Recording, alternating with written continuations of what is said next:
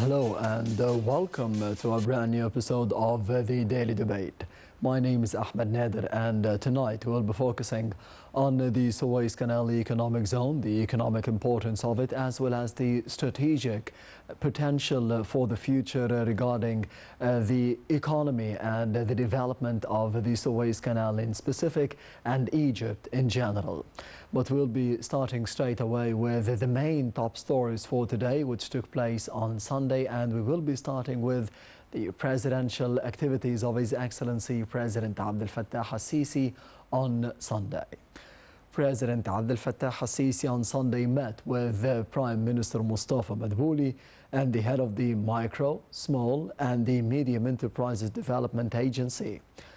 The meeting tackled the activities by the agency to support the medium, small and micro projects in different developmental sectors.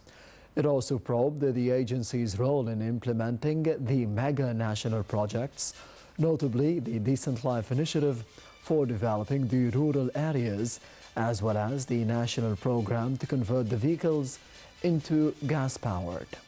The President called for continuous efforts by the Micro, Small and Medium Enterprises Development Agency to meet the expectations of the entrepreneurs and to help unleash the creative capabilities and the investment plans.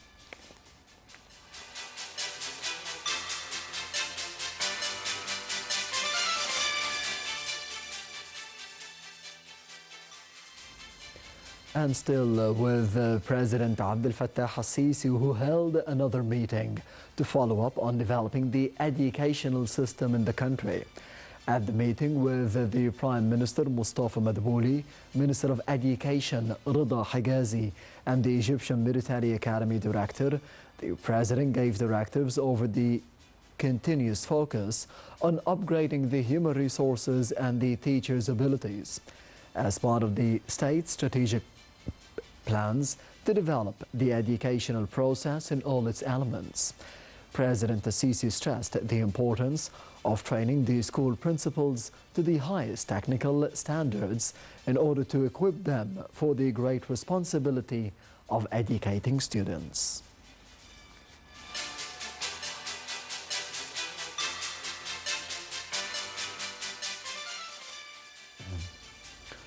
Meanwhile, Foreign Minister Sameh Shoukry on Sunday discussed with the United Nations Special Envoy for Syria, Geir Pedersen, the outcome of the meeting of the Arab Liaison Group on the Syrian crisis held in Cairo last week. Over a phone conversation he received from Pedersen, the top diplomat said that the group is determined to complete the work to reach a settlement on the crisis. The two officials held consultations over the updates of the Syrian crisis and agreed on holding a bilateral meeting on the sidelines of the UN General Assembly meetings in September. The UN envoy hailed the Egyptian efforts to settle the Syrian crisis and said he will coordinate with different parties to build on the outcome of the recent meeting in Cairo.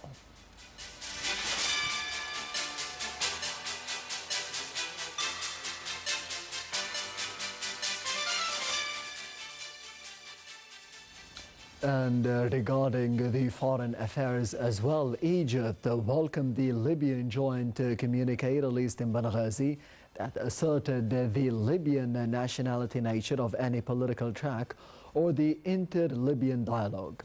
The Libyan communique was issued on Saturday by the head of the Libyan Presidential Council, Mohammed al-Manfi, House of Representatives Speaker Aqila Saleh, and the Libyan National Army's General Commander Khalifa Haftar. The communique called upon the head of the UN support mission to Libya to take no individual steps in regard to the political track of the Libyan crisis. A foreign ministry statement hailed the statement that also asserted the House of Representatives will assume its power in making necessary measures to adopt the election laws referred by the 6+6 committee after it completes its tasks. The ministry statement reiterated the Egyptian full support to the Libyan state institutions in the drive to complete the necessary steps towards holding concurrent presidential and parliamentary elections in Libya as soon as possible.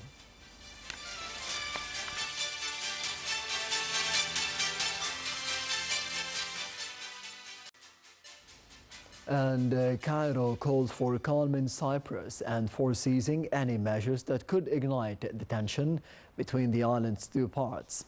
The statement came after the UN said that the peacekeeping mission in the buffer zone in Cyprus came under attack.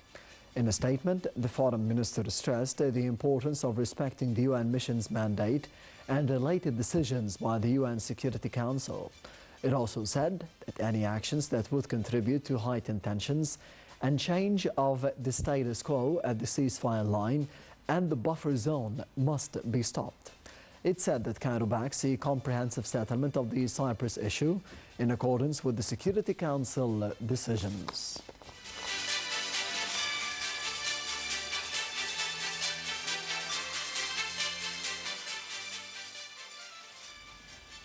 And this brings us to the end of the news roundup and the top stories for today. On Sunday, we will be heading to the first report of the daily debate for tonight, and it comes through the presidential activities of His Excellency President Abdel Fattah al-Sisi over the past week in the upcoming report, so stay tuned.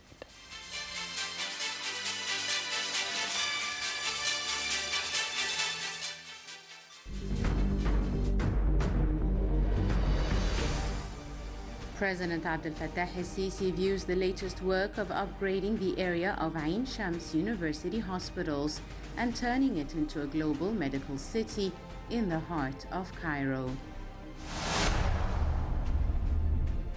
In a tripartite summit, President Abdel Fattah al-Sisi hosts His Hashemite Majesty King Abdullah of Jordan and His Excellency the President of Palestine Mahmoud Abbas in the city of Alamein to discuss the most recent developments of the Palestinian cause in light of the current events in the occupied land of Palestine.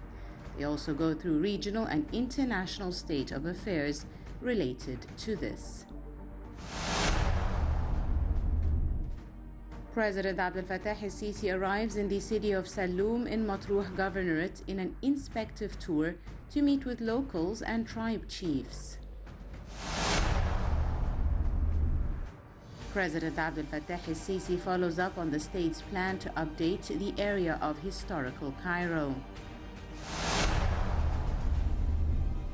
President Abdel Fattah al-Sisi carries out at sunrise an inspective tour of the Egyptian Military Academy.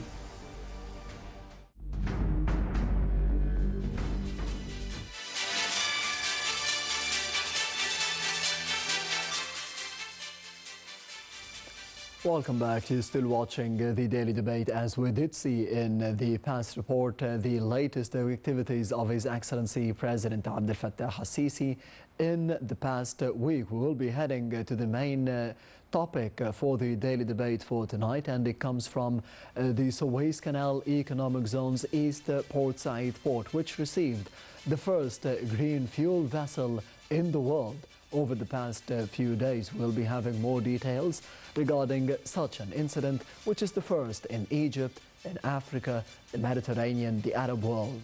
And we'll be having more details in the upcoming report, so stay tuned.